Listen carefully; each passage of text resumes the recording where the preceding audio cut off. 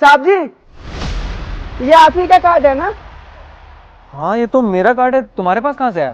Card ही नहीं, ये सारा का सारा पर्स ही हमारे पास है आपका। देख लीजिए, इसमें बहुत सारा पैसा है, बहुत सारा कार्ड है। एक भी रुपया लिए नहीं है, आप रख लीजिए, आपका है ये। अरे यार, ये पर्स तो खो गया था, मुझे मिल नहीं रहा था। तुम्हें कहाँ मिला? वो हम अपनी अम्मा से बात कर रहे थे। अम्मा, हम शहर पहुंच गए हैं। नौकरी नहीं मिली है अभी, लेकिन मिल जाएगी। और जैसे ही नौकरी लग जाएगी ना, तो हम तुमको पैसा भेज देंगे। चिंता करने की जरूरत नहीं है। अम्मा, हम आपसे बाद में बात करते हैं। प्रणाम, रखते हैं अभी। ये किसका पर्स है? अरे बाप रे, इतना सारा पैसा दिखाई भी नहीं दे रहा है। ये किसका पैसा है, किसका पर्स है? एक काम करते हैं, इसको रख लेते हैं। नहीं, ये भी तो किसी की कमाई होगी। और याद है अम्मा ने क्या बोला था कि बेटा, शहर जा रहा है, कम पैसा कमा लियो, पर चोरी चकारी मत करियो। और ये भी तो चोरी हुई ना। फिर क्या करें हम? कार्ड पर तो घर का पता लिखा हुआ है। एक काम करते हैं, जिसका पैसा है उसको हम लौटाए आते हैं, ये सही रहेगा। साहब जी, इस पर्स में ना बहुत सारा पैसा है। पैसों को देख कर ना हमारे मन में थोड़ा बहुत लालच आ गया था, पर ना हम पैसा रखे नहीं। पर हमारी अम्मा का दिया हुआ संस्कार याद आ गया। हमारी अम्मा बोला करती है कि बेटा, कम पैसा कमा लियो, अपने पैसा में खुश रहियो, पर चोरी चकारी कभी मत करियो, और किसी के हक के पैसा मत रखियो। इसीलिए साहब जी, हमने सोचा ना कि आपका पैसा लौटा दे। इसमें ना आपका आईडी कार्ड था, जिसमें ना आपका घर का पता लिखा हुआ था। हम आपके घर पर गए, वहां पर एक सिक्योरिटी गार्ड भैया थे, धक्के मार के भगा दिए। वो सोचे भिखारी हूँ या चोर हूँ।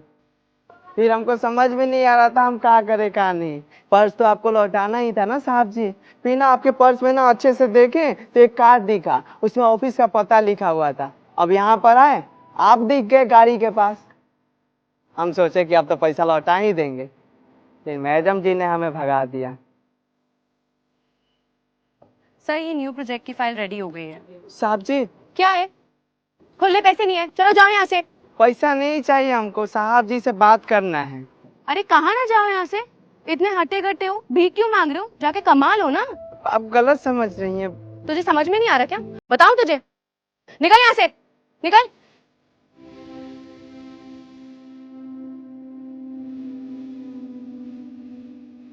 I am sorry. सॉरी बोल रही है मैडम जी? आप एक बार हमारी बात नहीं सुनी।